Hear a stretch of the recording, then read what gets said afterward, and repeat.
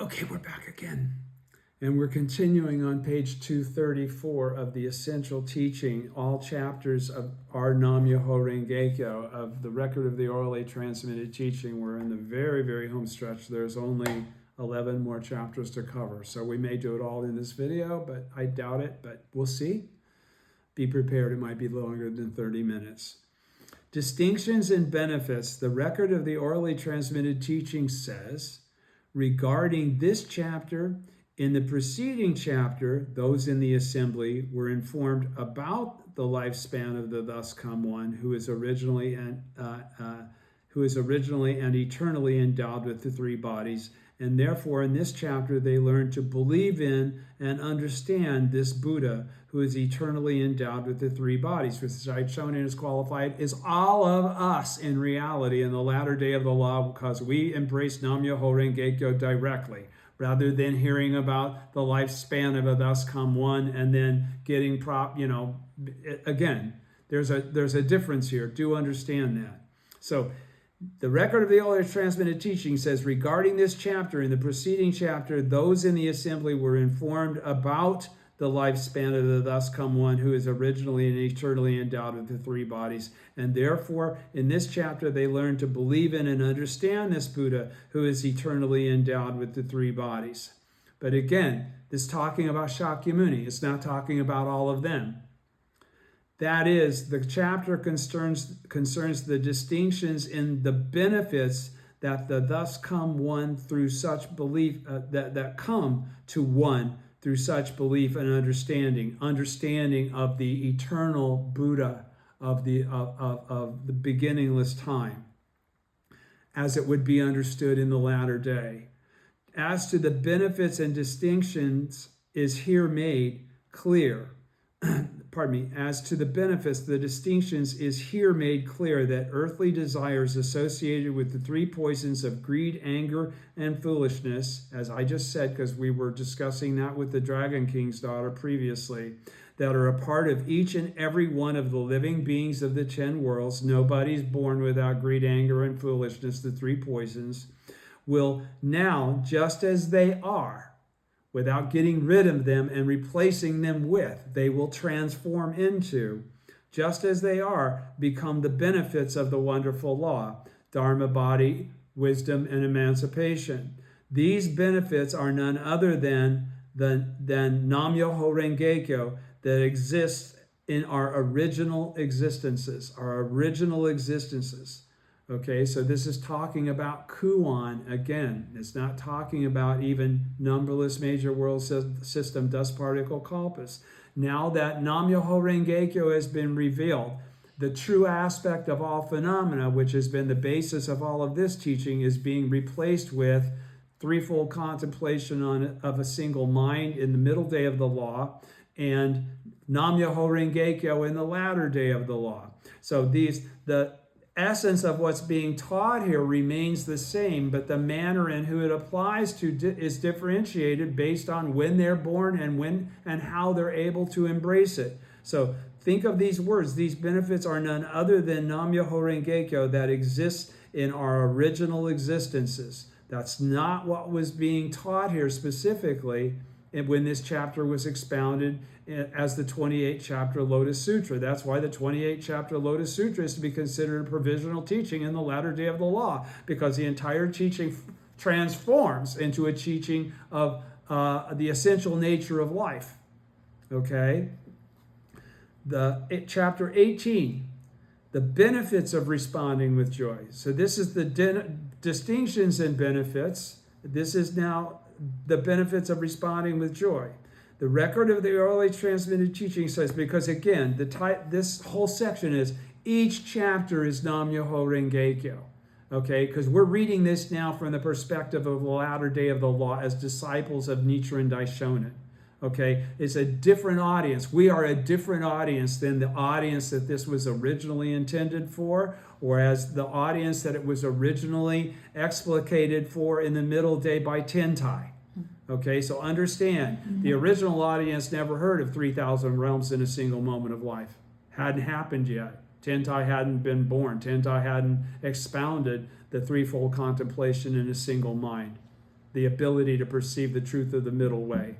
All right? Now we're born in a different time period as well. We perceive all of this as Nam-myoho Renge-kyo, not as the surface meaning, but as the truth hidden in the depths. That's what was revealed by Nichiren from chapter 16 in the first place. So I need to make that clear. Don't just listen to the words. Think about it more deeply as you chant Daimoku to the Gohonzon about understanding it deeply. It doesn't occur by just listening to me talk about it. You've got to make the action of bringing forth your progression along the 6 stages of practice so that as a Buddha, you can perceive this as you. Okay? Chapter 18, the benefits of responding with joy. The record of the orally transmitted teaching says, this chapter describes how one responds with joy to the benefits of the wonderful law.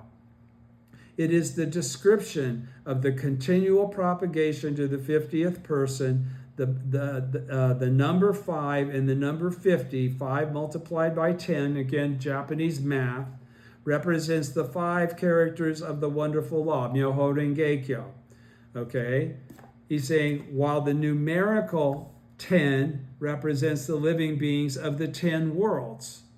The words continual propagation stands for the principle of the 3,000 realms in a single moment of life. Now, 3,000 realms is not what is being taught on the surface of this teaching. It's not. That would be an extrapolation of explication by Tentai and the threefold contemplation in a single mind, Ichinen Sanzen. He's talking about the principle of 3,000 realms in a single moment of life is Ichinen Sanzen.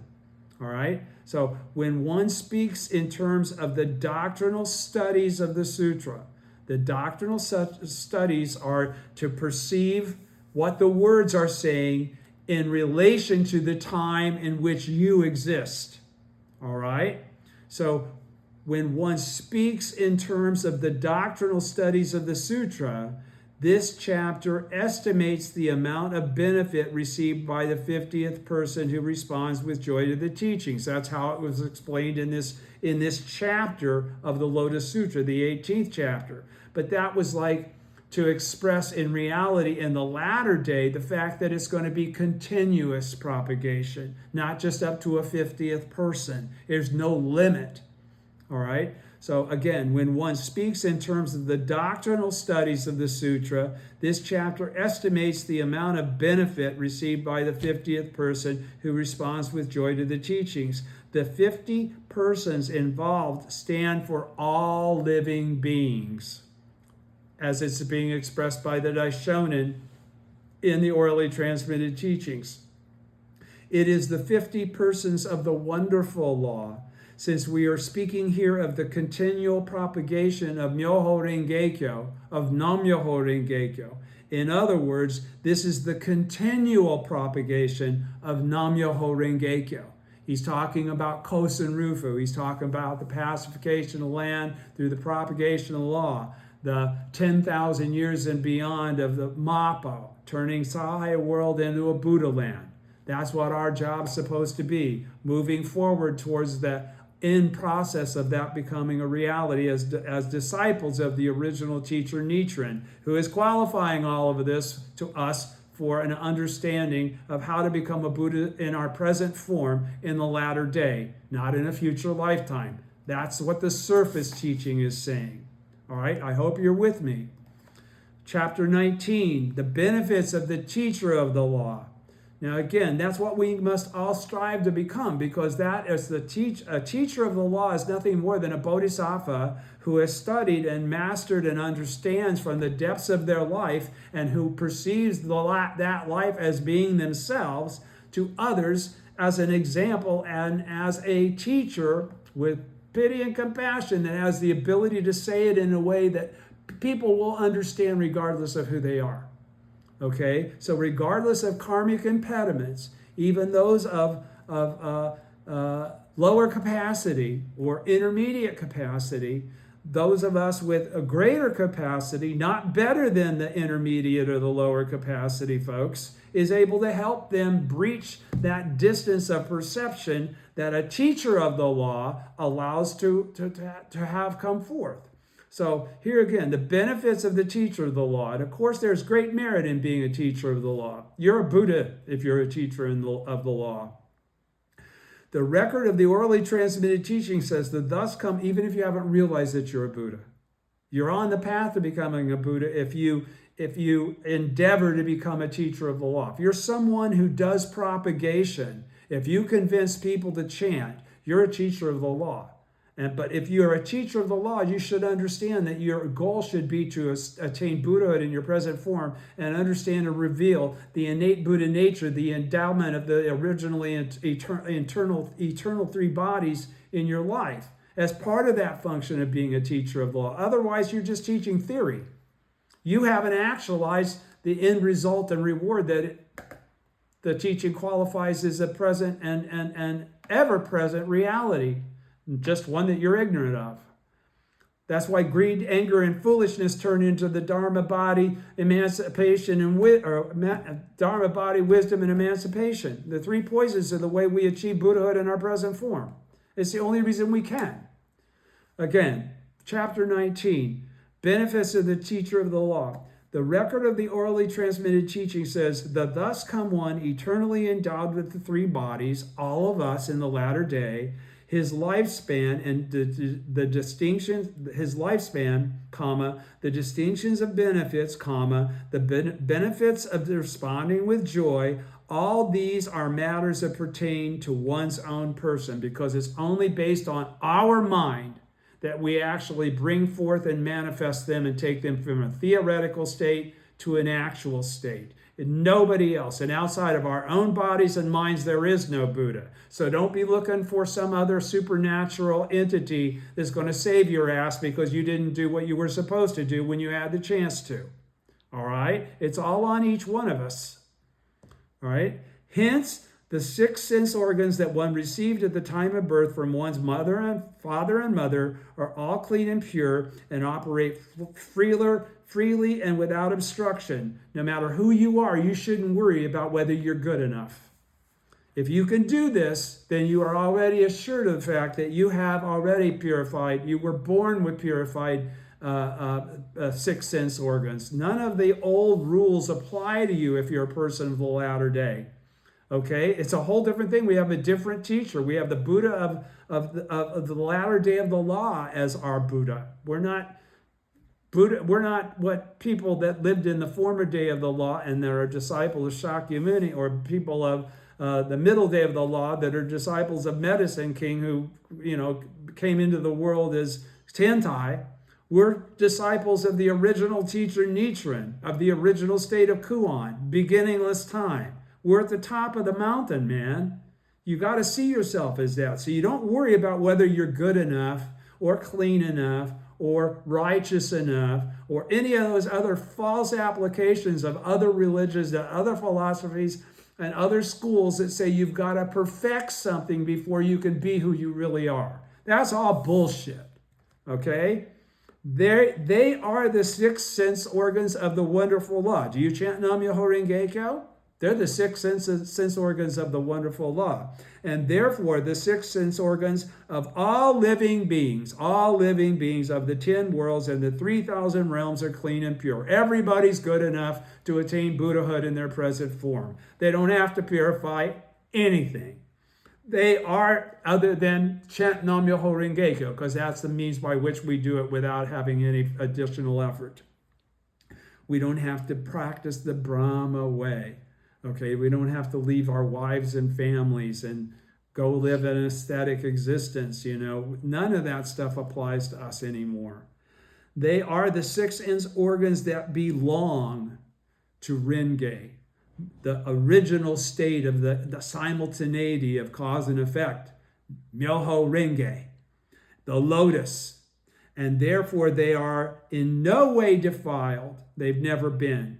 But when by means of these 6 sense organs, one sees, hears, realizes, and understands Nam Myoho Renge Kyo, then one will know that these 6 sense organs have always existed and have always been, from the beginning, clean and pure. I have always been a Buddha. It is my original state. Every Buddha that achieves the sixth stage of practice perceives that and understands that as the truth, and there's not a doubt in their mind about that fact. That's why they can be so fearless, is to preach the law.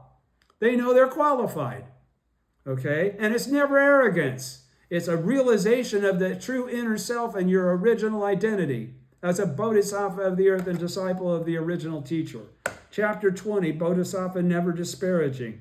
The record at the bottom of page 235, the record of the orally transmitted teaching says, and if I've elevated my voice and I've become a little more, it's my birthday, cut me some slack.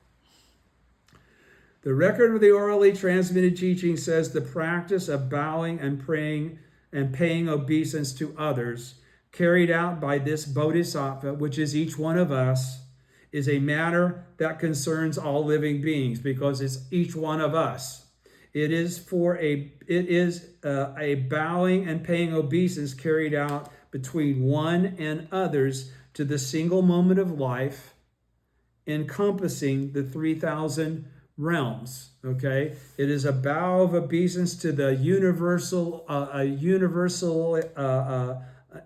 embodiment of Nam-myoho Renge Kyo in all other things in the phenomenal realm.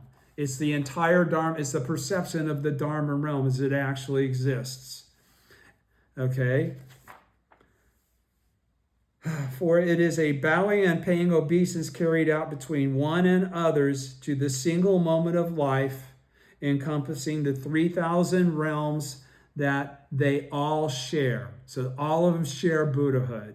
It is the bowing and obeisance to the fact that one's body, the legacy of one's father and mother that is subject to the various bonds, is Myoho Renge Kyo, is the original state. Since the Buddha nature and the Buddha body are both none other than the bodies and minds that constitute living beings, one proceeds immediately to carry out the practice of bowing and paying obeisance to them. Because we perceive we're Buddhas in our present form. We don't have to wait for another lifetime to have that wisdom. Hence, the four characters pronouncement that you are all certain to attain Buddhahood from chapter 20 is something that springs from the seed of Nam-myoho Renge Kyo. Nam-myoho Renge Kyo is what brings forth that manifestation of the original state in the latter day of the law in all living beings.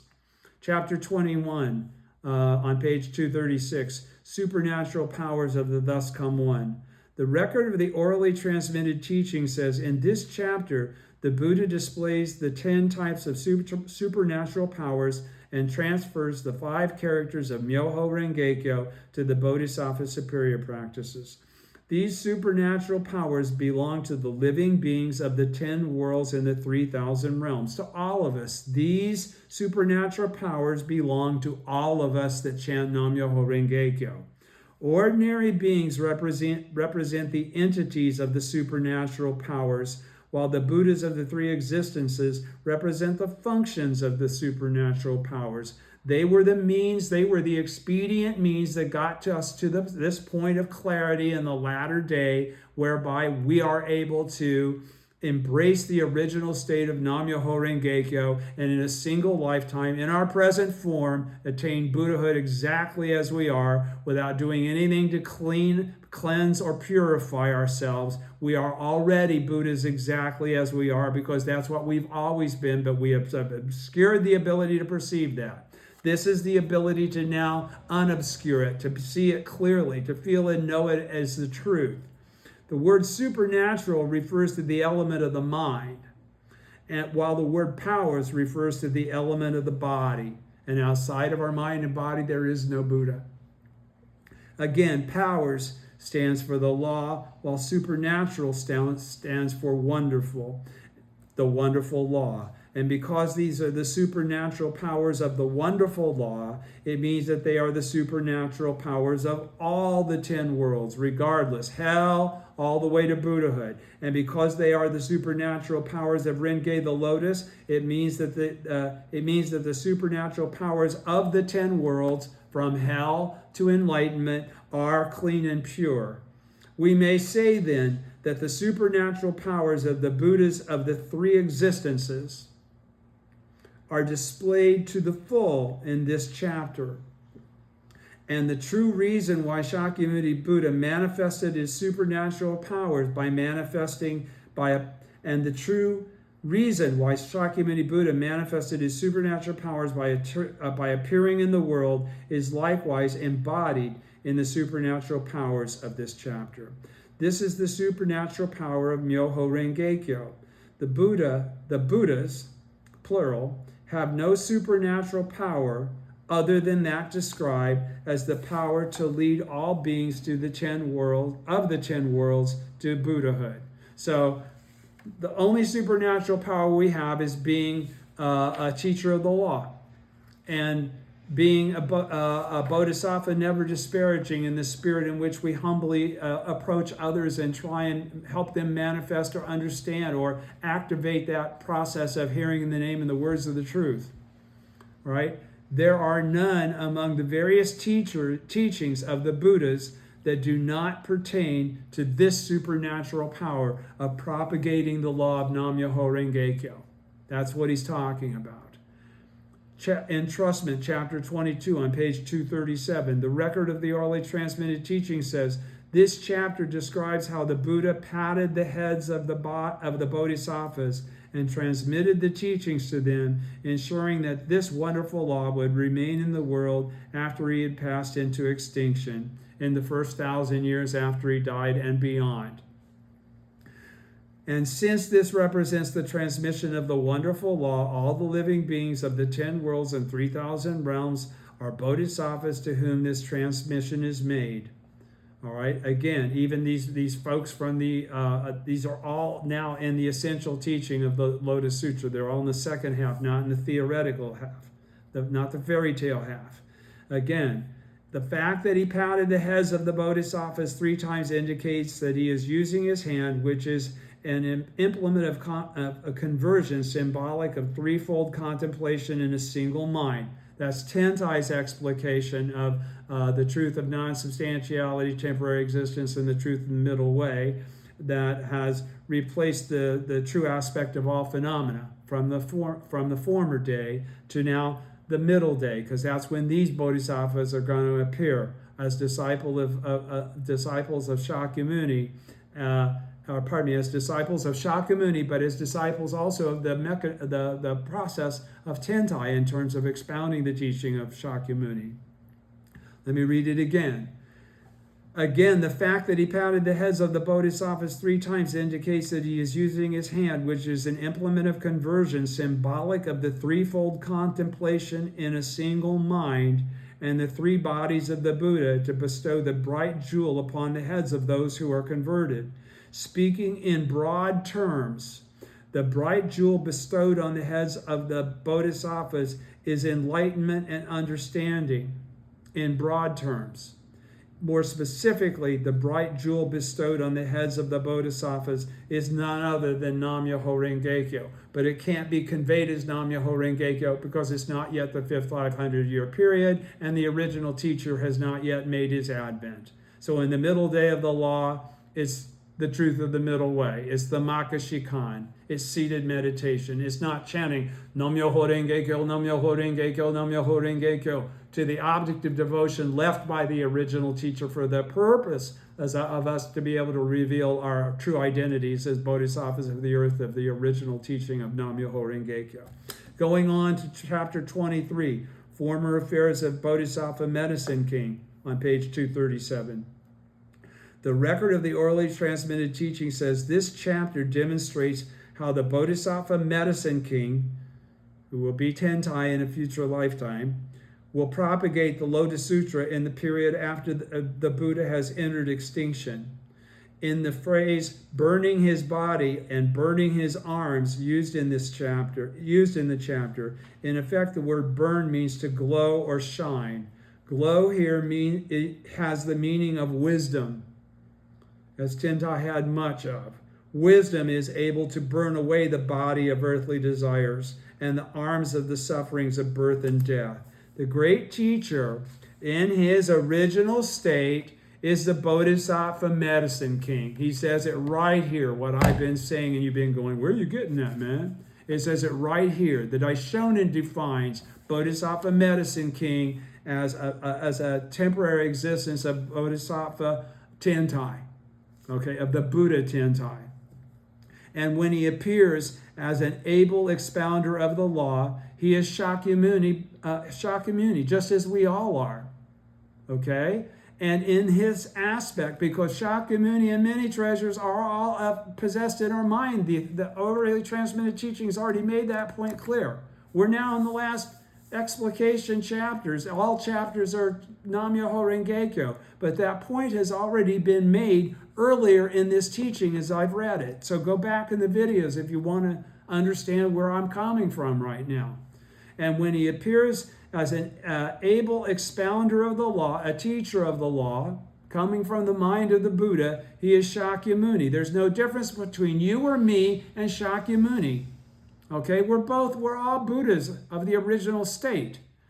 And in his aspect as one who can do away with the grave ills of living beings as he goes through the world, he can, can illuminate yada, yada, yada.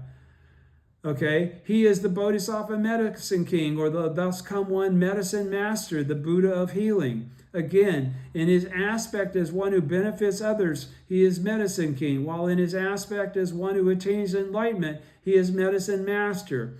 When these figures, Medicine King and Medicine Master, because we call him a Bodhisattva Tentai, right? Whereas Medicine Master is a Buddha. Appeared in the world, they were the great teacher Tentai.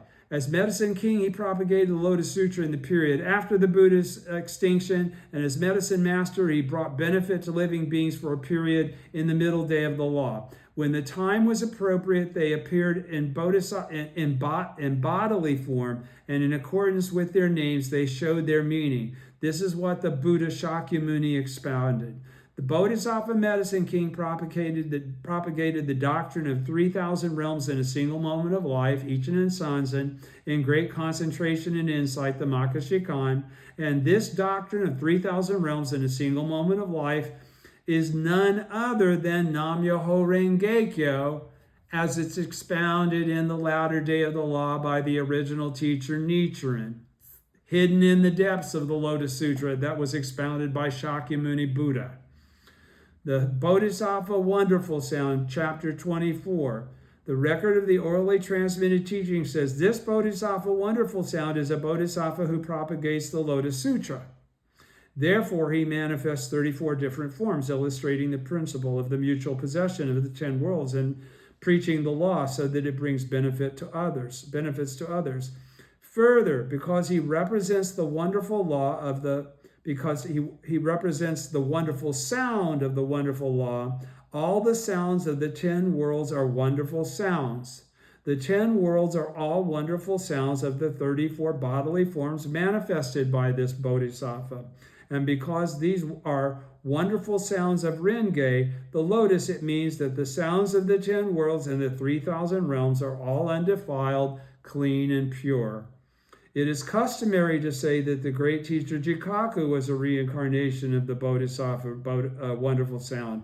According to this view, when he received the teachings of the Tang Dynasty, China, he learned the technique for prolonging the voice when chanting so as to produce wonderful sounds and transmitting his technique to Japan.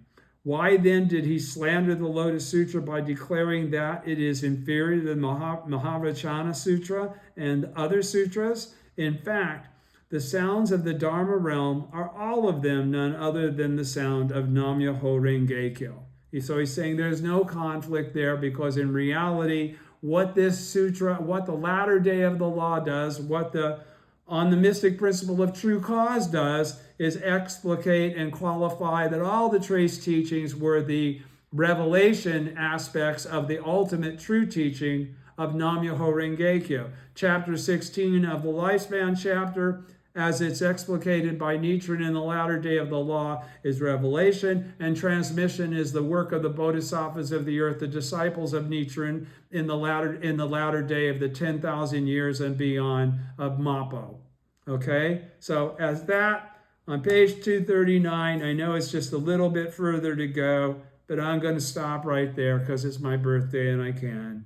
And we'll stop on page 239 and we'll take it back up with chapter 25, the great universal gateway of Bodhisattva perceiver of the world sounds, next time we get together. Thank you very much.